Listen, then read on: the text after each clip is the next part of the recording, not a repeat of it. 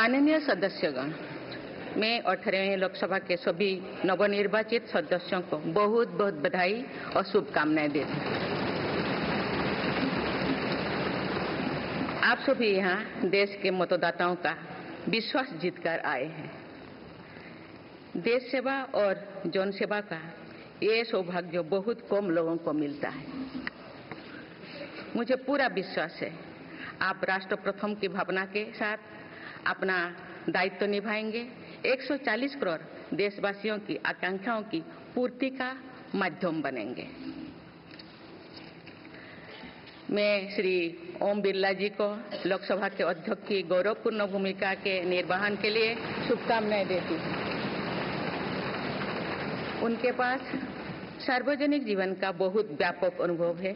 मुझे विश्वास है कि वे लोकतांत्रिक परंपराओं को अपने कौशल से नई ऊंचाई से देने में सफल होंगे। माननीय सदस्यगण, मैं आज कोटि-कोटि देशवासियों को की तरफ से भारत के चुनाव आयोग का भी आभार व्यक्त करती हूँ। ये दुनिया का सबसे बड़ा चुनाव था। करीब 64 करोड़ मतदाताओं ने उत्साह और उमंग के साथ अपना कर्तव्य निभाया है। इस बार भी महिलाओं ने बढ़ चढ़कर मतदान में हिस्सा लिया है। इस चुनाव की बहुत सुखद तस्वीर जम्मू कश्मीर में भी सामने आए हैं। कश्मीर घाटी में वोटिंग के अनेक दशकों के रिकॉर्ड टूटे हैं। बीते 4 दशकों में कश्मीर में हमने बंद और हड़ताल के बीच कम मतदान का दौर ही देखा था। भारत के दुश्मन इसको वैश्विक मंचों पर जम्मू कश्मीर की राय के रूप में दुष्प्रचारित करते रहे, लेकिन इस बार कश्मीर घाटी ने देश और दुनिया में ऐसे हार ताकत को करारा जवाब दिया है। पहली बार इस लोकसभा चुनाव में घर पर जाकर भी मतदान कराया गया है। मैं लोकसभा चुनाव से जुड़ी हर कर्मी को सराहना करती हूं और अभिनंदन करती हूं। माननीय सदस्यगण, 2024 के लोकसभा चुनाव की चर्चा आज पूरी दुनिया में हो रही है। दुनिया देख रही है कि भारत के लोगों में लगातार तीसरी बार स्थिर और स्पष्ट बहुमत की सरकार बनाई है।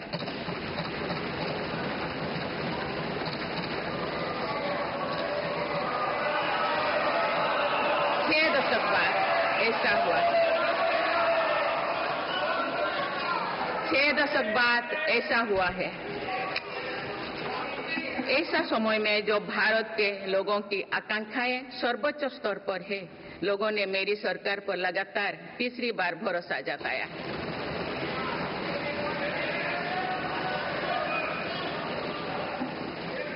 भारत के लोगों को ये पूर्ण विश्वास है कि उनकी आकांक्षाएं सिर्फ मेरी सरकार ही पूरा कर सकती है।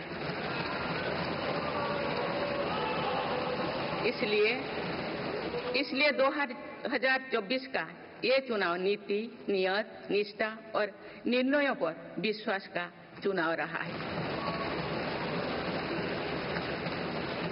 मजबूत और निर्णायक सरकार में विश्वास, सुशासन, स्थिरता और निरंतरता में विश्वास, ईमानदारी और कड़ी मेहनत में विश्वास, सुरक्षा और समृद्धि में विश्वास, सरकार की गारंटी और डिलीवरी पर विश्वास, विकसित भारत के संकल्प में विश्वास। मेरी सरकार ने 10 वर्षों से सेवा और सुशासन का जो मिशन जनाया है, ये उस पर मुहर है। ये जनादेश है कि भारत की विकसित बनाने का काम बिना रुके चलता रहे और भारत अपने लक्ष्यों की प्राप्ति करते रहे। माननीय सदस्यगण, 18वीं लोकसभा कई मायनों में एक ऐतिहासिक लोकसभा है। ये लोकसभा अमृतकाल के शुरुआती वर्षों में गठित हुई है। ये लोकसभा देश के संविधान को अपनाने के 75वें वर्ष की भी साक्षी बनेगी। मुझे विश्वास है कि इस लोकसभा में जन कल्याण के फसलों का नवीन अध्याय लिखा जाएगा। आगामी सत्र में मेरी सरकार अपने इस कार्यकाल का पहला बजट पेश करने जा रही है। ये बजट सरकार की दूरगामी नीतियों और फ्यूचरिस्टिक विजन का एक प्रभावी दस्तावेज होगा। इस बजट में बड़े आर्थिक और सामाजिक निर्णयों के साथ ही अनेक ऐतिहासिक कदम भी देखने को मिलेंगे। भारत के तेज विकास की जन आकांक्षाओं का पूरा करने के लिए रिफॉर्म्स की गति अब और तेज की जाएगी। मेरी सरकार का मत है कि दुनिया भर में निवेशकों को आकर्षित करने के लिए राज्यों में स्वस्थ स्पर्धा हो। यही कॉम्पिटिटिव कोऑपरेटिव फेडरलिज्म की सच्ची स्पिरिट है। राज्यों के विकास से देश का विकास, इसी भावना के साथ हम आगे बढ़ते रहेंगे। माननीय सदस्यगण, रिफॉर्म, परफॉर्म और ट्रांसफॉर्म के संकल्प ने आज भारत को दुनिया की सबसे तेजी से बढ़ने वाली अर्थव्यवस्था बना दिया है। 10 साल में भारत 11वें नंबर की अर्थव्यवस्था से ऊपर उठकर 5वें नंबर पर पहुंचा है। साल 2021 से लेकर साल 2024 के बीच भारत में औसतन 8% की रफ्तार से विकास किया है और ये ग्रोथ सामान्य समय में नहीं हुई है। बीती वर्षों में हमने 100 साल की सबसे बड़ी आपात देखी। वैश्विक महामारी के कालखंड और विश्व के अलग अलग कोने में चल रही संघर्षों के बावजूद भारत ने ये विकास दर हासिल की है। ये बीते 10 साल के रिफॉर्म्स और राष्ट्रहित में के लिए किए गए फैसला के कारण संभव है। आज भारत अकेले ही दुनिया की ग्रोथ में 15% का योगदान दे रही है। अब मेरी सरकार भारत को विश्व की 3रे नंबर की इकोनॉमी बनाने में जुटी हुई है। इस लक्ष्य की प्राप्ति विकसित भारत की नींव को भी मजबूत करने में काम करेगी। माननीय सदस्यगण, मेरी सरकार अर्थव्यवस्था के 3 स्तंभ मैन्युफैक्चरिंग, सर्विसेज और एग्रीकल्चर को बराबर महत्व दे रही है। PLI स्कीम्स और ईज ऑफ डूइंग बिजनेस से बड़े पैमाने पर निवेश और रोजगार के अवसर बढ़ रही है। पारंपरिक सेक्टर्स के साथ साथ सनराइज सेक्टर्स को भी मिशन मोड पर बढ़ावा दिया जा रहा है। चाहे सेमीकंडक्टर हो या सोलर हो, चाहे इलेक्ट्रिक व्हीकल हो या इलेक्ट्रॉनिक्स गुड्स हो, चाहे ग्रीन हाइड्रोजन हो या बैटरीज हो, चाहे एयरक्राफ्ट कैरियर्स हो या फाइटर जेट्स हो, भारत इन सब सेक्टर्स में अपना विस्तार कर रहा है। लॉजिस्टिक्स कॉस्ट को कम करने के लिए भी मेरी सरकार लगातार प्रयास कर रही है। सरकार सर्विस सेक्टर को भी मजबूत करने में जुटे हैं। आज IT से लेकर टूरिज्म तक, हेल्थ से लेकर वेलनेस तक हर सेक्टर में भारत लीडर बन रहा है और इससे बड़ी संख्या में रोजगार और स्वरोजगार के नए मौके बन रहे हैं। माननीय सदस्यगण, पिछले 10 वर्षों में मेरी सरकार द्वारा ग्रामीण अर्थव्यवस्था के हर पहलू पर बहुत जोर दिया गया है। गांव में कृषि आधारित उद्योगों, डेयरी और फिशरीज आधारित उद्योगों का विस्तार किया जा रहा है। इसमें भी सहकारिता को प्राथमिकता दी गई है। सरकार किसानों उत्पाद संघ, FPO और FACTS जैसे सरकारी संगठनों का एक बड़ा नेटवर्क बना रही है। छोटे किसानों की बड़ी समस्या भंडारण से जुड़े होती है, इसलिए मेरी सरकार ने सहकारिता क्षेत्र में दुनिया की सबसे बड़ी भंडारण योजना पर काम शुरू कर चुकी है। किसान अपने छोटे खर्चे पूरे करने के लिए इसके लिए PM किसान सम्मान निधि के तहत उन्हें 3,20,000 करोड़ रुपये से ज्यादा राशि दे सकते हैं। मेरी सरकार के नए कार्यकाल के शुरुआत दिनों से ही किसानों को 20,000 करोड़ रुपया से अधिक की राशि ट्रांसफर की जा चुकी है। सरकार ने खरीफ फसलों के लिए एमएसपी में भी रिकॉर्ड वृद्धि की है। माननीय सदस्यगण, आज का भारत अपनी वर्तमान जरूरतों को ध्यान में रखते हुए अपनी कृषि व्यवस्था में बदलाव कर रहा है।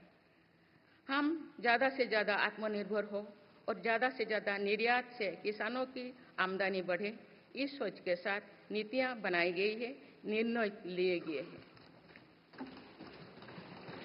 जैसे भारत दलहन और तिलहन में दूसरे देशों पर निर्भरता कम करने के लिए देश के किसानों को हर संभव मदद दे रहे हैं। ग्लोबल मार्केट में किस तरह के फूड प्रोडक्ट की डिमांड ज़्यादा है, इसके आधार पर नई रणनीति बनाई जा रही है। आजकल ऑर्गेनिक उत्पादों को लेकर दुनिया में डिमांड तेजी से बढ़ रही है। भारत के किसानों के पास इस डिमांड को पूरा करने के पूरा भरपूर क्षमता है। इसलिए सरकार प्राकृतिक खेती और इससे जुड़ी उत्पादों की सप्लाई चेन को सशक्त कर रही है। ऐसे प्रयासों से किसानों का खेती पर होने वाला खर्च भी कम होगा और उनकी आय भी और बढ़ेगी। माननीय सदस्यगण, आज का भारत दुनिया की चुनौतियां बढ़ाने के लिए नहीं, बल्कि दुनिया को समाधान देने के लिए माना जाता है। विश्व बंधु के तौर पर भारत ने अनेक वैश्विक समस्याओं के समाधान को लेकर पहल की है। जलवायु परिवर्तन से लेकर खाद्य सुरक्षा तक, पोषण से लेकर सस्टेनेबल एग्रीकल्चर तक हम अनेक समाधान दे रहे हैं। हमारे मोटे अनाज श्री अन्न की पहुंच सुपर फूड के तौर पर दुनिया के कोने कोने में हो, इसके लिए भी अभियान चल रहा है।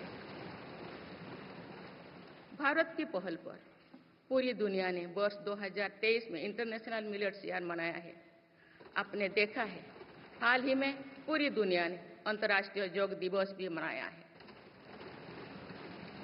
भारत की इस महान परंपरा की प्रतिष्ठा विश्व में लगातार बढ़ रही है। योग और आयुष को बढ़ावा देकर भारत एक स्वस्थ विश्व के निर्माण में मदद कर रही है। मेरी सरकार ने रिन्यूएबल एनर्जी क्षमता भी कई गुना बढ़ाई है। हम जलवायु से जुड़े लक्ष्यों को निर्धारित समय से पहले प्राप्त करने की दिशा दिखा रहा है। नेट जीरो के लिए आज भारत के प्रयास कई दूसरे देशों को प्रेरित कर रहे हैं। इंटरनेशनल सोलर अलायंस जैसे पहल पर आज रिकॉर्ड संख्या में दुनिया के देश हमारे साथ जुड़े हैं। माननीय सदस्यगण, आने वाला समय ग्रीन एरा यानी हरित युग का है। मेरी सरकार इसके लिए भी हर जरूरी कदम उठा रही है। हम हरित उद्योगों पर निवेश बढ़ा रहे हैं, जिससे ग्रीन जॉब्स भी बढ़े हैं। ग्रीन एनर्जी हो या फिर ग्रीन मोबिलिटी, हर मोर्चे पर हम बड़े लक्ष्यों के साथ काम कर रहे हैं। मेरी सरकार अपने शहरों को दुनिया के बेहतरीन लिविंग स्पेस बनाने के लिए भी प्रतिबद्ध है। प्रदूषण से मुक्त, साफ सुथरे और सुविधा युक्त शहरों में रहना भारत के नागरिकों का हक है। विशेष रूप से छोटी शहरें और कस्बे में बीते 10 वर्षों से अभूतपूर्व निवेश किया गया है। भारत में आज दुनिया का तीसरे सबसे बड़ा डोमेस्टिक एविएशन मार्केट है। अप्रैल 2014 में भारत में सिर्फ 209 एयरलाइन रूट्स थे। अप्रैल 2024 में इनकी संख्या बढ़कर 605 हो गया है। हवाई यात्रा में हो रहे इस विस्तार का सीधा लाभ टियर 2, टियर 3 शहरों को हो रहा है। 10 वर्षों में देश के 21 शहरों तक मेट्रो सुविधाएं पहुंची है। वंदे मेट्रो जैसे कई योजनाएं पर काम चल रही है। भारत का पब्लिक ट्रांसपोर्ट दुनिया में बेहतरीन हो, इस लक्ष्य के साथ मेरी सरकार काम कर रही है। माननीय सदस्यगण, मेरा सरकार इन आधुनिक मापदंड पर काम कर रही है, जिससे भारत विकसित देश के सामने बराबरी से खड़े हो सके। इंफ्रास्ट्रक्चर का विकास इस दिशा में बदलते भारत की नई तस्वीर के रूप में उभारा है। मेरी सरकार ने 10 वर्षों में पीएम ग्रामीण सड़क योजना के तहत गांव में 3,80,000 किलोमीटर से ज्यादा सड़कें बनाई। आज भारत में नेशनल हाईवेज और एक्सप्रेसवेज का जाल बिछ रहा है। नेशनल हाईवेज बनाने की गति में भी 2 गुनी से अधिक की वृद्धि हुई है। अहमदाबाद मुंबई के बीच हाई स्पीड रेल इकोसिस्टम का निर्माण कार्य भी तेजी से आगे बढ़ रहे हैं। मेरी सरकार ने उत्तर, दक्षिण और पूर्वी भारत के बुलेट ट्रेन कॉरिडोर्स के लिए फिजिबिलिटी स्टडीज शुरू करने का फैसला किया है। पहली बार देश में अंतर्देशीय जलमार्गों के विकास पर इतने व्यापक रूप से काम शुरू हुआ है। इसका बड़ा लाभ नॉर्थ ईस्ट को होगा। मेरी सरकार ने नॉर्थ ईस्ट के विकास के लिए 10 वर्षों में आवंटन में 4 गुना से अधिक की वृद्धि की है। सरकार इस क्षेत्र को एक्ट ईस्ट पॉलिसी के तहत स्ट्रेटेजिक गेटवेज बनाने के लिए काम कर रही है। नॉर्थ ईस्ट में हर तरह की कनेक्टिविटी का बढ़ाया जा रहा है। शिक्षा, स्वास्थ्य, पर्यटन, रोजगार, हर क्षेत्र में विकास कार्यों को आगे बढ़ाया जा रहा है। असम में 27,000 करोड़ रुपए की लागत से सेमीकंडक्टर प्लांट बनाया जा रहा है, यानी north east made in India chips को भी सेंटर होने वाला है। मेरी सरकार नॉर्थ ईस्ट में स्थायी शांति के लिए निरंतर काम कर रही है। पिछले इस 10 वर्षों में अनेक पुराने विवादों को हल किया गया, अनेक अहम समझौते हुई है। नॉर्थ ईस्ट में अशांत क्षेत्रों में तेज विकास करके चरणबद्ध तरीके से अफवाह हटाने का काम भी जारी है।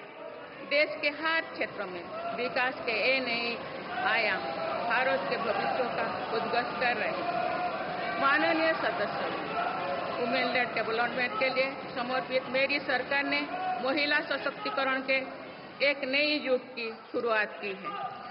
देश की नारी शक्ति लंबे समय तक लोकसभा और विधानसभा में अधिक भागीदारी की मांग कर रही थी। आप उनके पास नारी शक्ति बंधन अधिनियम की ताकत है। सरकार की योजनाओं की वजह से पिछले 1 दशक में महिलाओं का आर्थिक सामर्थ्य बढ़ा है। आप जानते हैं कि बीते 10 वर्षों में बने 4 करोड़ पीएम आवास में से ज्यादातर महिलाओं के नाम ही आवंटित हुई है। आप तीसरी कार्यकाल के शुरुआत में ही सरकार ने 3 करोड़ नए घर बनाने की स्वीकृति दे दी है। इनमें से भी अधिकतर घर महिलाओं के नाम पर ही आवंटित होंगे। बीते 10 वर्षों में 10 करोड़ महिलाएं सेल्फ हेल्प ग्रुप से जुड़े हैं। मेरी सरकार ने 3 करोड़ महिलाओं को लखपति दीदी बनाने के लिए व्यापक अभियान चलाए हैं। इसके लिए सेल्फ हेल्प ग्रुप्स को आर्थिक मदद भी बढ़ाई जा रही है। सरकार का प्रयास है कि महिलाओं का कौशल बढ़े, कमाई के साधन बढ़े और उनका सम्मान भी बढ़े। नमो ड्रोन दीदी योजना इस लक्ष्य की पूर्ति में सहायक बन रही है। इस योजना के तहत हजारों सेल्फ हेल्प ग्रुप्स की महिलाओं को ड्रोन दिए जा रहे हैं। ड्रोन पायलट बनने की ट्रेनिंग भी दी जा रही है। मेरी सरकार ने हाल ही में कृषि खेती सखी कार्यक्रम भी शुरू किया है। इसके तहत अभी तक सेल्फ हेल्प ग्रुप्स की 30,000 महिलाओं को कृषि सखी के रूप में प्रमाण पत्र दिए गए हैं। कृषि सखियों को आधुनिक खेती की तकनीक में प्रशिक्षण किया जा रहा है ताकि वे कृषि को और आधुनिक बनाने में किसानों की मदद कर सकें।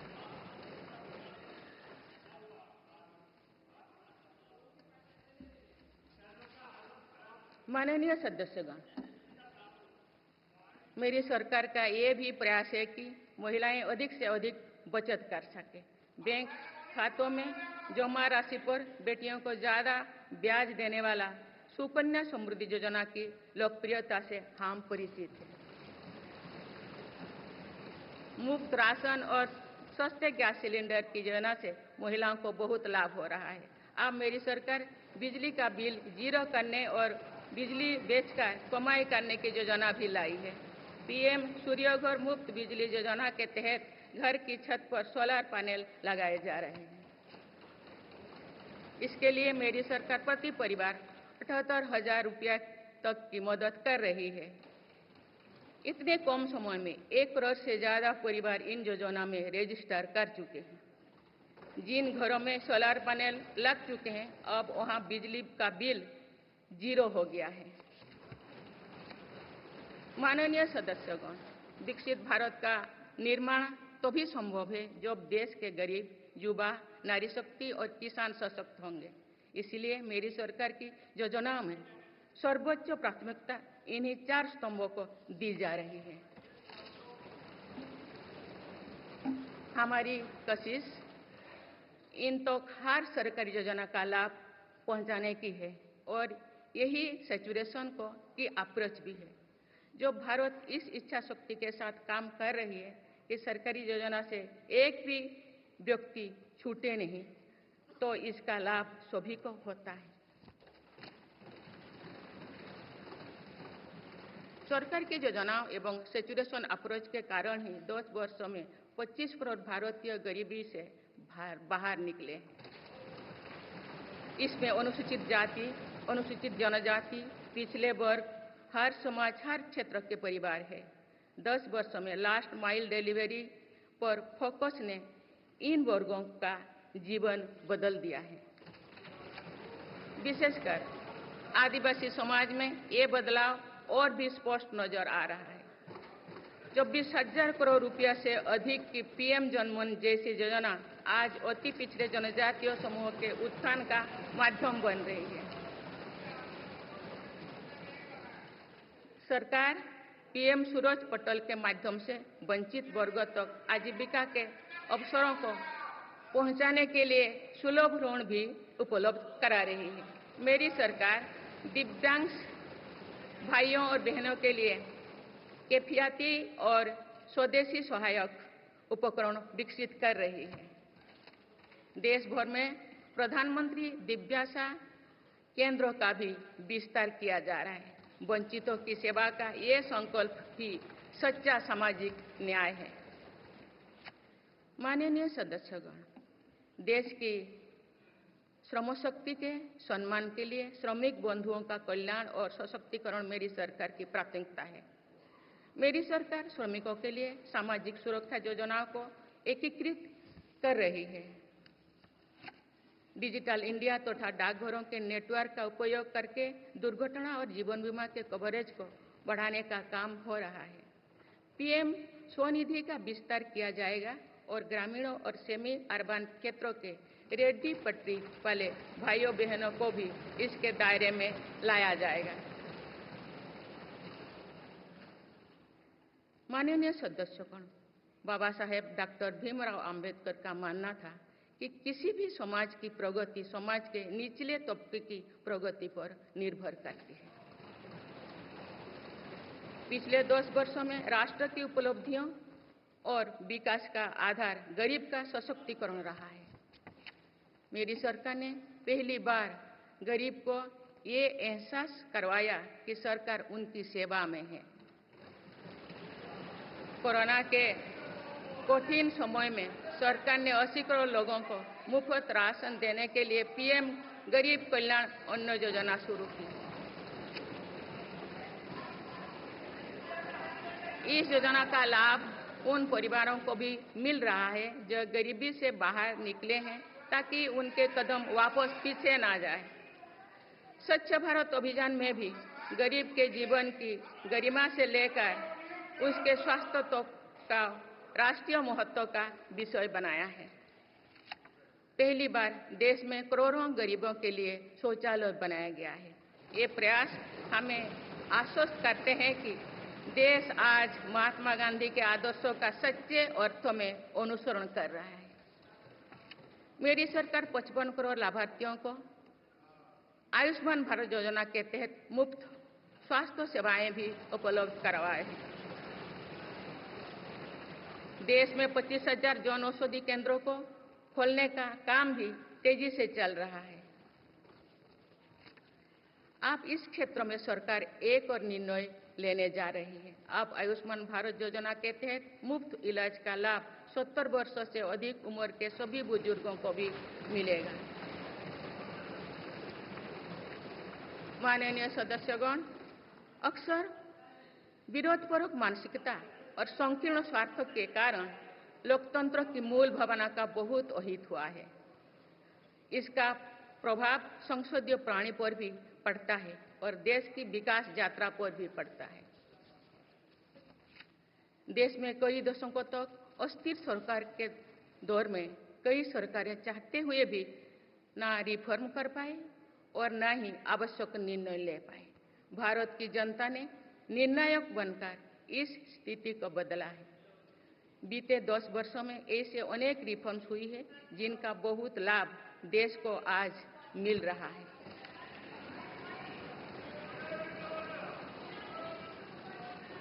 जब ये रिफॉर्म्स किए जा रहे थे तो भी इनका विरोध किया गया था।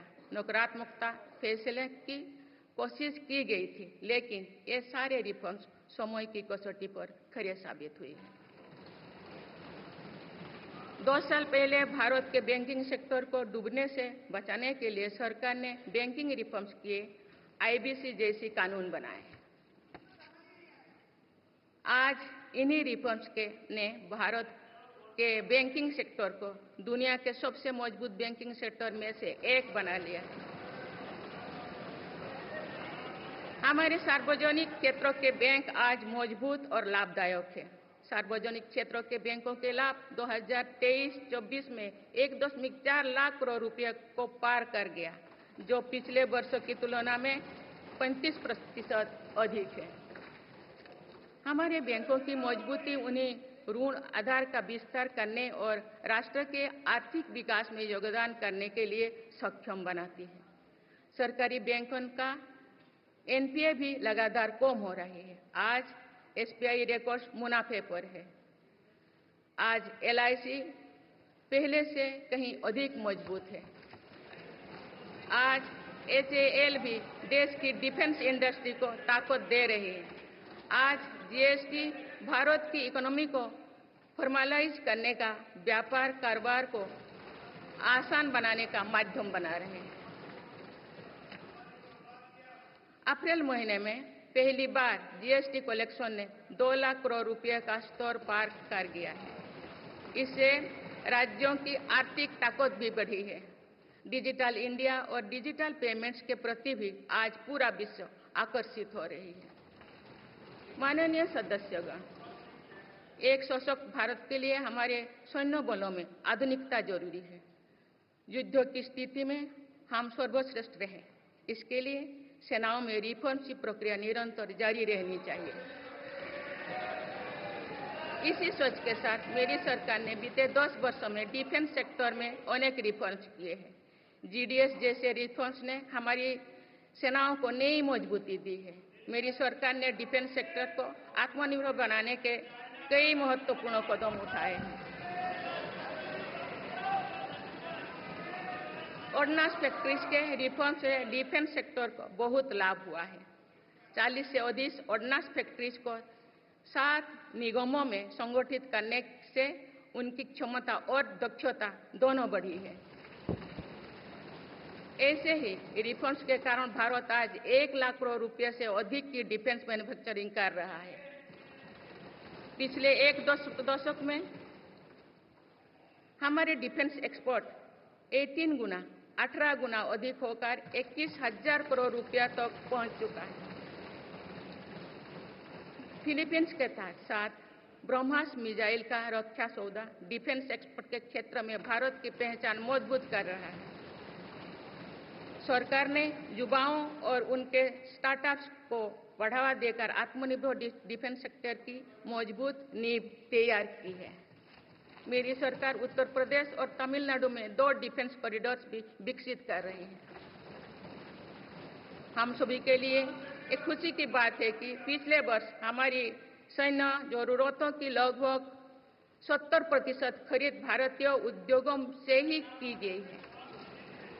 हमारी सेनाओं ने 500 से अधिक सैन्य साजो सामान को विदेशों में नहीं मंगाना तय किया है। ये सभी हथियार और उपकरण अब सिर्फ भारतीय कंपनियों से ही खरीद की जाएगी। मेरी सरकार ने सैनिकों के हितों को भी हमेशा प्राथमिकता दी है। तभी 4 दशक के बाद वन रैंक वन पेंशन को लागू किया गया है। इसके तहत अब तक 1,20,000 करोड़ रुपया दिए जा चुके हैं। शहीद सैनिकों के सम्मान के लिए सरकार ने कर्तव्य पथ के एक छोर पर नेशनल वॉर मेमोरियल की स्थापना भी की है। ये प्रयास केवल वीर जवानों के प्रति कृतज्ञ राष्ट्र का नमन ही नहीं है, बल्कि राष्ट्र प्रथम की अनवरत प्रेरणा का स्रोत भी है। माननीय सदस्यगण, मेरी सरकार देश के हर युवा को बड़े सपने देखने और उन्हें साकार करने के लिए जरूरी माहौल बनाने में जुटी है। बीते 10 वर्षों में ऐसे हर अवरोध को हटाया गया है जिसके कारण युवाओं को परेशानी थी। पहले अपने ही प्रमाण पत्रों को अटेस्ट करने के लिए युवाओं को भटकना पड़ता था। अब युवा सेल्फ अटेस्टेड करने का काम कर रहे हैं।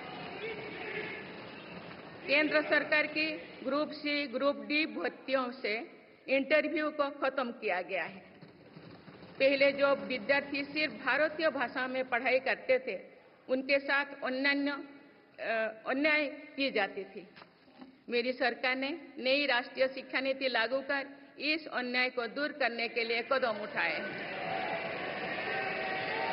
युवाओं को अब भारतीय भाषा में इंजीनियरिंग की पढ़ाई का विकल्प भी मिला है। विगत 10 वर्ष में देश में 7 नई IIT, 16 ट्रिपल IIT, 7 IIM, 15 नए एम्स, 315 मेडिकल कॉलेज और 390 विश्वविद्यालय स्थापित किया गया है। मेरी सरकार इन संस्थानों को और मजबूत बनाकर आवश्यकता के अनुसार इनकी संस्था को भी बढ़ाएंगे। सरकार एक डिजिटल विश्वविद्यालय बनाने की दिशा में भी काम कर रही है। अटल टिंकरिंग लैब्स, स्टार्टअप इंडिया और स्टैंडअप इंडिया जैसे अभियान हमारे युवाओं का सामर्थ्य बढ़ा रहे हैं। इन्हीं प्रयासों से आज भारत दुनिया का तीसरा सबसे बड़ा स्टार्टअप इकोसिस्टम बन चुका है।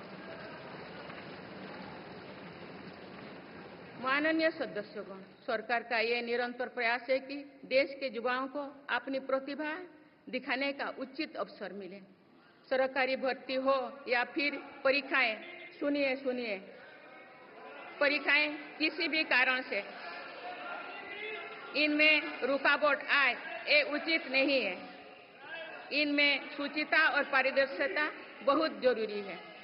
हाल ही में कुछ परीक्षाओं में हुई पेपर लीक की घटनाओं की निष्पक्ष जांच और दोषियों को कड़ी से कड़ी सजा दिलवाने के लिए मेरी सरकार प्रतिबद्ध है। इससे पहले भी हमने देखा है कि कई राज्यों में पेपर लीक की घटनाएं होती रही है। इस पर दलीय राजनीति से ऊपर उठकर देशव्यापी ठोस उपाय करने की जरूरत है। संसद ने भी परीक्षा में होने वाली गड़बड़ियों के विरुद्ध एक सख्त कानून बनाया है। मेरी सरकार परीक्षाओं से जुड़ी संस्थाओं, उनके कामकाज के तरीके, परीक्षा प्रक्रिया सभी में बड़ी सुधार करने की दिशा में काम कर रही है। माननीय सदस्यगण, मेरी सरकार ने युवाओं की राष्ट्र निर्माण में भागीदारी और बढ़ाने के लिए मेरा युवा भारत माय भारत अभियान की शुरुआत भी की है। इसमें अब तक 1.5 करोड़ से अधिक युवाओं का पंजीकरण हो चुका है। इस पहल से युवाओं में नेतृत्व कौशल और सेवा भावना का बीजारोपण होगा। आज हमारे युवाओं को खेलों में भी आगे बढ़ने के नए अवसर मिल रहे हैं। मेरी सरकार के प्रभावी प्रयासों का परिणाम है कि भारत के युवा खिलाड़ी वैश्विक मंचों पर रिकॉर्ड संख्या में मेडल्स जीत रहे हैं। कुछ ही दिनों बाद पेरिस ओलंपिक्स में भी शुरू होने वाले जा रहे हैं। ओलंपिक्स में देश का प्रतिनिधित्व करने वाले हर खिलाड़ी पर हमें गर्व है। मैं उन्हें अपनी शुभकामनाएं देती हूं। इन उपलब्धियों को और आगे ले जाने के लिए भारतीय ओलंपिक संघ 2036 ओलंपिक्स खेलों की मेजबानी की तैयारी भी कर रही है। माननीय सदस्यगण, जुलाई की पहली तारीख से देश में भारतीय न्याय संहिता भी लागू हो जाएगी।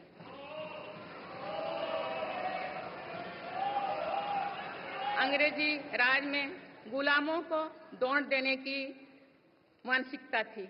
दुर्भाग्य से आजादी के अनेक दशकों तक गुलामी के दौर की यही दंड व्यवस्था चलती रही। इसे बदलने की चर्चा अनेक दशकों से की जा रही थी, लेकिन ये साहस भी मेरी सरकार ने ही करके दिखाए हैं। अब दंड के जगह न्याय को प्राथमिकता होगी, जो हमारे संविधान की भी भावना है। इन नई कानूनों से न्याय प्रक्रिया में तेजी आएगी।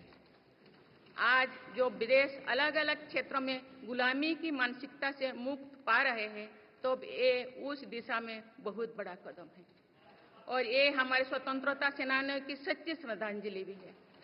मेरा सरकार ने सीएए कानून के तहत शरणार्थियों को नागरिकता देना शुरू कर दिया है। इससे बंटवारे से पीड़ित अनेक परिवारों के लिए सम्मान का जीवन जीना तय हुआ है। जिन परिवारों को सीएए के तहत नागरिकता मिली है, मैं उनके बेहतर भविष्य की कामना करती हूँ।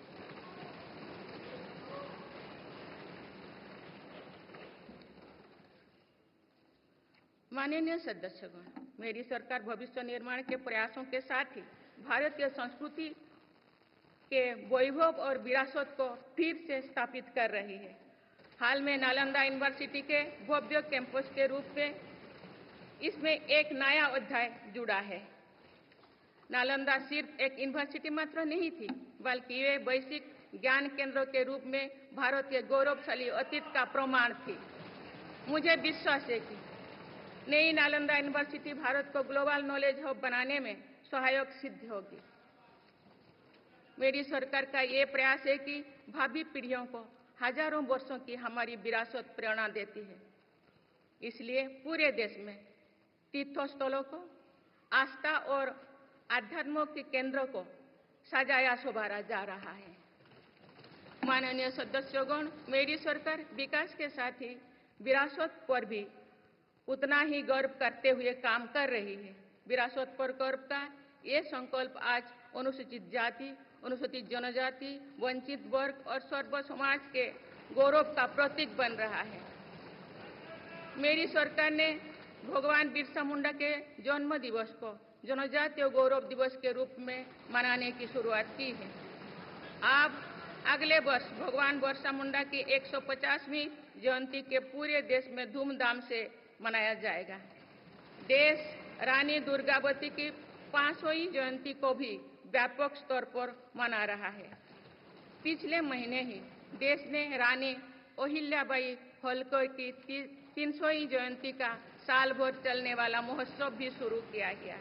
इससे पहले सरकार गुरु नानक देव जी का 550वां और गुरु गोविंद सिंह जी का 350वां प्रकाश पर्व भी धूमधाम से मना चुके हैं। एक भारत श्रेष्ठ भारत के भाव से काशी तमिल संगमम, सौराष्ट्र तमिल संगमम जैसी उत्सवों की परिपाटी भी मेरी ही सरकार ने शुरू की है। इन आयोजनों से हमारी नई पीढ़ियों को राष्ट्र निर्माण की प्रेरणा मिलती है और राष्ट्र पर गौरव का भाव और मजबूत होता है। माननीय सदस्यगण, हमारी सफलताएं हमारी साझी धरोहर है, इसीलिए उन्हें अपनाने में संकोच नहीं, स्वाभिमान होना चाहिए। आज अनेक सेक्टर्स में भारत बहुत अच्छा प्रदर्शन कर रहा है। ये उपलब्धियां हमें हमारी प्रगति और सफलताओं पर गर्व करने की अपार अवसर देती है। जो भारत डिजिटल पेमेंट्स के मामले में दुनिया में अच्छा प्रदर्शन करता है, तो हमें गौरव होना चाहिए। जो भारत के वैज्ञानिक चंद्रयान को चंद्रमा के दक्षिणी ध्रुव पर सफलता से उतारते हैं तो हमें गौरव होना चाहिए। जो भारत दुनिया की सबसे तेज बढ़ती इकोनॉमी बनता है तो हमें गौरव होना चाहिए। जो भारत इतना बड़ा चुनाव अभियान बिना बड़ी हिंसा और अराजकता से पूरा कराए तो भी हमें गौरव होना चाहिए। आज पूरा विश्व हमें मदर ऑफ डेमोक्रेसी के रूप में सम्मान देता है। भारत के लोगों ने हमेशा लोकतंत्र के प्रति अपना पूर्ण विश्वास प्रकट किया है। चुनाव से जुड़ी संस्थाओं पर पूरा भरोसा जताया है। स्वस्थ लोकतंत्र को बनाए रखने के लिए हमें इस विश्वास को सुसहेज कर रखना है, इसकी रक्षा भी करना है। हमें याद रखना होगा, लोकतांत्रिक संस्थाओं और चुनावी प्रक्रिया पर लोगों के विश्वास को चोट पहुंचाना उसी डाल को काटना जैसे जिस पर हम सब बैठे हैं। हमारे लोकतंत्रों की विश्वसनीयता को ठेस पहुंचाने की हर कोशिश की सामूहिक आलोचना होना चाहिए। हम सभी को वो दौर याद है जो बैलेट पेपर छीन लिया जाता था, लूट लिया जाता था। मतदान प्रक्रिया को सुरक्षित बनाने के लिए ईवीएम को अपनाने का फैसला किया गया था। पिछले कई दशकों में ईवीएम में सुप्रीम कोर्ट से लेकर जनता की अदालत तक हर कसौटी को पार किया है। माननीय सदस्यगण, मैं आप सभी सदस्यों से अपनी कुछ और चिंताएं भी साझा करना चाहती हूँ। मैं चाहूंगी कि आप सभी इन विषयों पर चिंतन मनन करके इन विषयों पर ठोस और सकारात्मक परिणाम देश को दें। आज की संचार क्रांति के युग है में विघटनकारी ताकतें लोकतंत्र को कमजोर करने और समाज में दरार डालने की साजिश रच रहे हैं। ये ताकतें देश के भीतर भी है और देश के बाहर भी संचालित हो रहे हैं। इसके द्वारा अफवाह फैलाने का, जनता को भ्रम में डालने का, मिस इन्फॉर्मेशन का सहारा लिया जा रहा है। इस स्थिति को ऐसे ही बेरोक-टोक नहीं चलने दिया जा सकता है। आज के समय में टेक्नोलॉजी हर दिन और उन्नत हो रही है। ऐसे में मानवता के विरुद्ध इनका गलत उपयोग बहुत घातक है। भारत ने विश्व मंच पर भी इन चिंताओं को प्रकट किया है और एक ग्लोबल फ्रेमवर्क की वकालत की है। हम सभी का दायित्व है कि इन प्रवृत्ति को रोकें, इस चुनौती से निपटने के लिए नए रास्ते खोजें। माननीय सदस्यगण, 21वीं सदी के इस तीसरे दशक में आज ग्लोबल ऑर्डर एक नया शक्ल ले रहा है। मेरी सरकार के प्रयासों से आज भारत विश्व बंधु के रूप में दुनिया को नया भरोसा दे रही है। मानव केंद्रित अप्रोच रखने की वजह से भारत आज किसी भी संकट के समय फास्ट रेस्पॉन्डर और ग्लोबल साउथ की बुलंद आवाज बना है।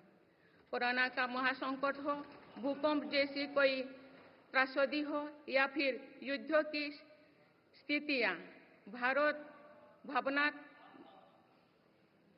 मानवता को बचाने में आगे रहा है।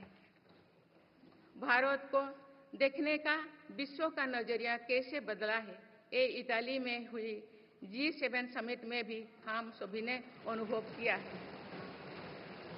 भारत ने अपनी G20 अध्यक्षता के दौरान भी विश्व को अनेक मुद्दों पर एकजुट किया है। भारत की अध्यक्षता के दौरान ही अफ्रीकन यूनियन को G20 का स्थायी सदस्य बनाया गया है। इससे अफ्रीका महाद्वीप के साथ साथ पूरे ग्लोबल साउथ का भरोसा मजबूत हुआ है। नेबरहुड फर्स्ट पॉलिसी में चलते हुए भारत ने पड़ोसी देशों के साथ अपने रिश्तों को मजबूत किया है। 7 पड़ोसी देशों के नेताओं का 9 जून को केंद्रीय मंत्रिपरिषद के शपथ ग्रहण समारोह में भाग लेना मेरी सरकार की इस प्राथमिकता दर्शाते हैं। भारत सबका साथ सबका विकास की भावना के साथ इंडो पैसिफिक क्षेत्रों के देश के साथ भी सहयोग बढ़ा रही है। पूर्वी एशिया हो या फिर मिडिल ईस्ट और यूरोप, मेरी सरकार कनेक्टिविटी पर बहुल बल दे रही है। भारत के विजन ने ही India Middle East Europe economic corridor को आकार देना शुरू किया है। ये कॉरिडोर 21वीं सदी के सबसे बड़ी गेम चेंजर में एक सिद्ध होगा। माननीय सदस्यगण, आने वाला कुछ महीने में भारत एक गणतंत्र के रूप में 75वें वर्ष पूरी करने जा रहे हैं। भारत का संविधान बीते दशकों में हर कसौटी पर खरा उतरा है। जब संविधान बन रहा था तो भी दुनिया में ऐसे ताकतें थे जो भारत के असफल होने की कामना कर रही थी। देश में संविधान लागू होने के बाद भी संविधान पर अनेक बार हमले हुए हैं। आज 27 जून है। 25 जून 1975 को लागू हुआ आपातकाल संविधान पर सीधे हमले का सबसे बड़ा और काला अध्याय था।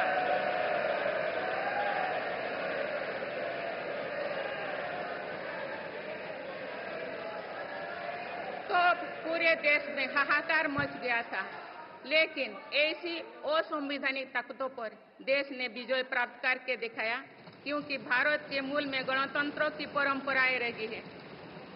मेरी सरकार भी भारत के संविधान को सिर्फ राजकाज का माध्यम भर नहीं मानती, बल्कि हमारा संविधान जन चेतना का हिस्सा हो, इसके लिए हम प्रयास कर रहे हैं। इसी ध्येय के साथ मेरी सरकार ने 26 नवंबर को संविधान दिवस के रूप में मानना शुरू किया है। अब भारत के उस भूभाग हमारे जम्मू कश्मीर में भी संविधान पूरी तरह लागू हो गया है, जहां आर्टिकल 370 की वजह से स्थितियां कुछ और थी। माननीय सदस्यगण, राष्ट्र की उपलब्धियों के निर्धारण इस बात से होता है कि हम अपने दायित्वों का निर्वहन कितनी निष्ठा से कर रहे हैं। 18वें लोकसभा में कई नए सदस्य पहली बार संसदीय प्रणाली का हिस्सा बने हैं। पुराने सदस्य भी नए उत्साह के साथ आए हैं। आप सभी जानते हैं कि आज का समय हर प्रकार से भारत के लिए बहुत अनुकूल है।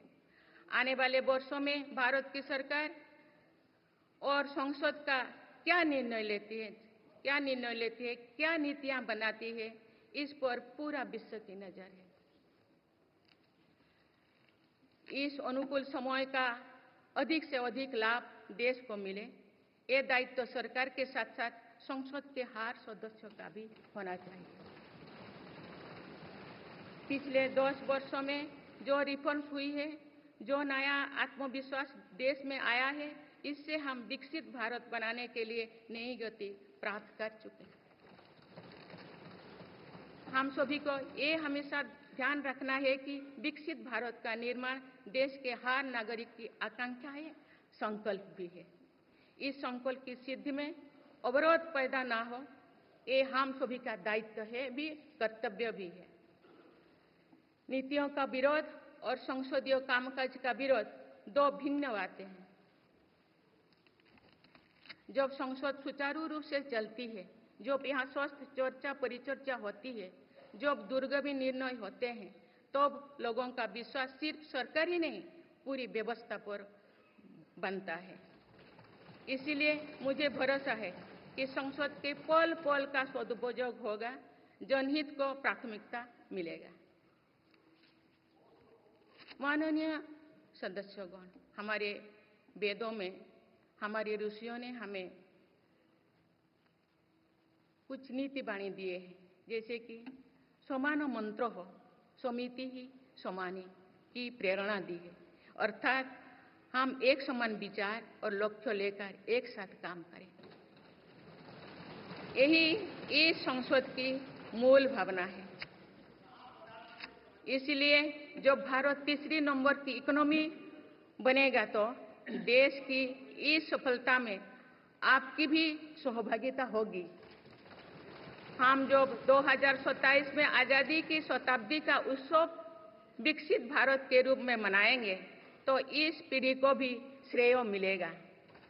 आज हमारे युवाओं में जो सामर्थ्य है, आज हमारे संकल्प में जो निष्ठा है, हमारी जो असंभव सी लगने वाली उपलब्धियां हैं, ये इस बात का प्रमाण है कि आने वाला दौर भारत का दौर है। ये सदी भारत की सदी है और इसका प्रभाव आने वाली 1000 वर्षों तक रहेगा। आइए हम सब मिलकर पूर्ण कर्तव्यनिष्ठा के साथ राष्ट्रीय संकल्पों की सिद्धि में जुट जाएं, विकसित भारत बनाएं। आप सभी को मेरा बहुत बहुत बहुत शुभकामनाएं। धन्यवाद। जय हिंद, जय भारत।